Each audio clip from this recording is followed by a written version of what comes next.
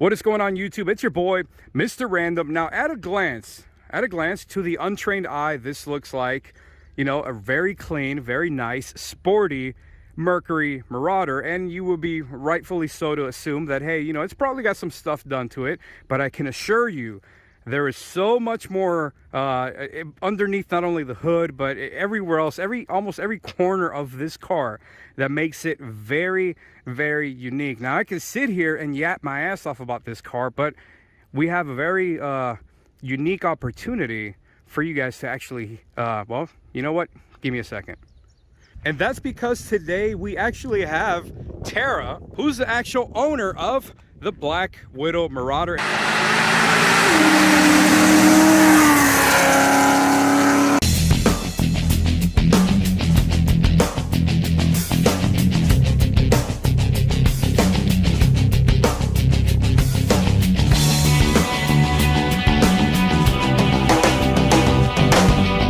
Said, there's a lot more to this car that you will get just by looking at it, but she's going to give us a little bit of a rundown. Tara, do you want to tell us maybe the history of this car, how you ended up getting it, if there's anything kind of weird or quirky about it? Well, I got this 2003 Mercury Marauder because my 1996 Concorde was destroyed by my daughter's Mercury.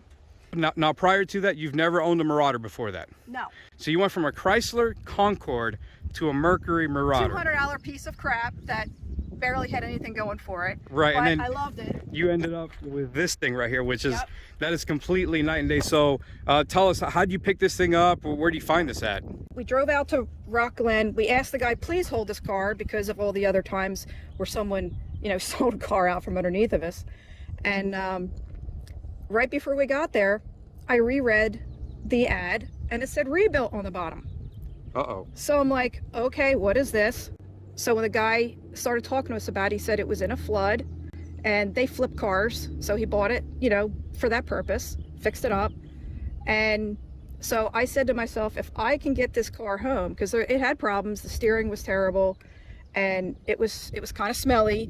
You know, they didn't do a real good job cleaning the interior. Well, all right, so you're at the dealership. They're doubting that this thing's even been in a flood. But for a fact, you know that. Let me ask you this: at the time when you bought this car, you had no idea, you had no intentions of it becoming something like this, correct? Was it just meant to be a daily driver? It was going to be a daily driver, and I was adamant about leaving it stock. Oh man, the famous last words. I'm going to leave it stock. And yeah, I was. And then I was like, more and more, I'm like, no, I should do something with it. And I still never did anything with it. And then as I got more and more friendly with the Panther guys and doing driving trips, right, like with Rob and the Hoonmerk, it's like, I can't keep up. I need to be able to keep up with these guys. So I'm like, okay, got to do it. Got to start making it a performance, just badass. Okay, so now there's a few things I want to ask you about here. There's a key name you said here. It might have, you know, brushed off of some people's shoulders, but you said something about the Hoonmerk. Now you got to be deep in the Panther platform community to know who the Hoonmerk is. But for those of you who have no idea who the Hoonmerk is, let me refresh your memory here for a second.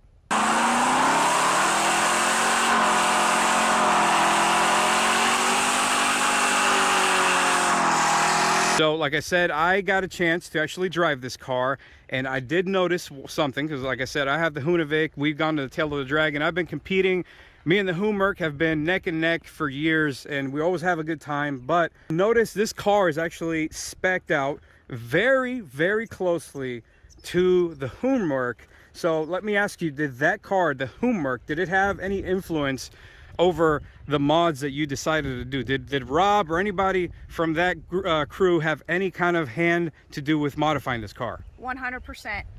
Kenny Lynch was the one that did the modifications for me, put everything in for me, and him and Rob were sitting in my living room. We had the ADTR website up on the television, and we were just putting everything in that shopping cart, and we were cringing like, oh boy. Yeah. Oh boy, this is going to be something else. Yeah. But do you want to kind of give us, just off the top of your head, some of the things you've done to this car. It's got the stainless works, long tube headers. We did not put on the mufflers, had to be straight pipe because she was not going to be loud enough. Same thing was done with the Hoomwork. He's straight piped also. Again, trying to keep, make them not sisters, but, close. Yeah. We did the upper and lower control arms. We did the Watts link, AccuFab throttle body, K&N cold air intake, Willwood front brake kit.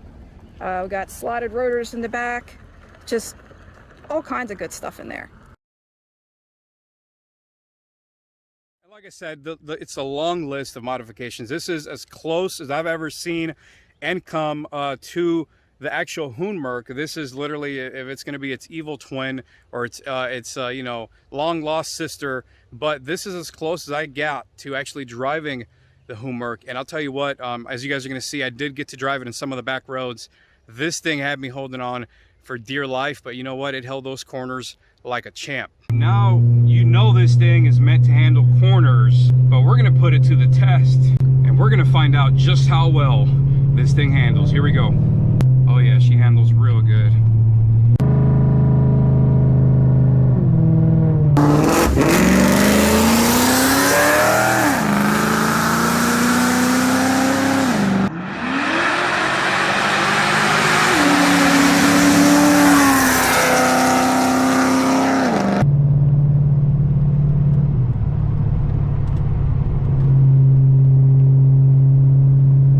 Now, before we close this out, and like I said, the review of the Black Widow Marauder, Tara was actually at Carlisle. It was earlier this year, Yep. And I think this car actually took second place at. Sure did. What was it? The exhaust or The rolling exhaust competition. was that the first time they tried that?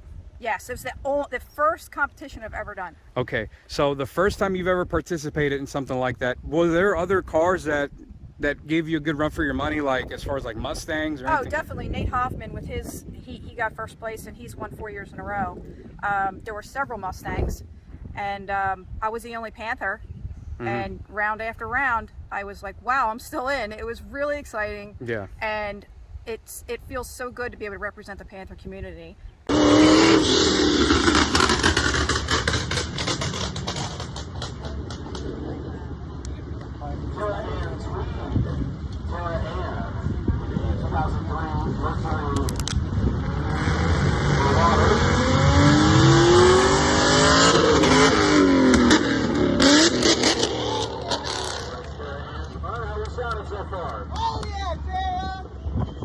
It'll be at Panther Fest this year.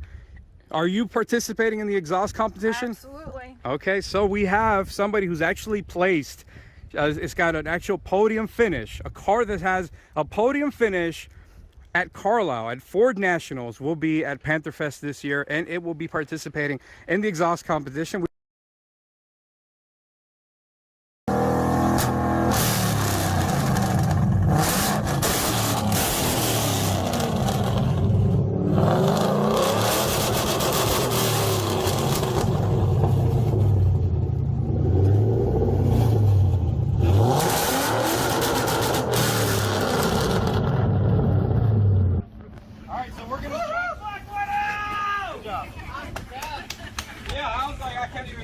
I don't think it's loud enough. No,